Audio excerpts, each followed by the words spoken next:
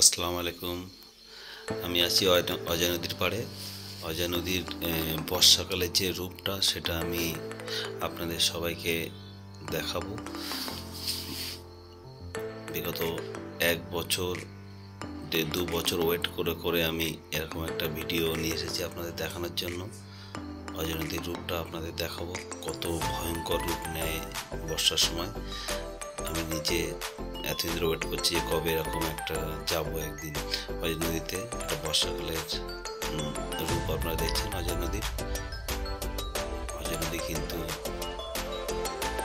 খুব বিপজ্জনক বর্ষাকালে। কতটা জল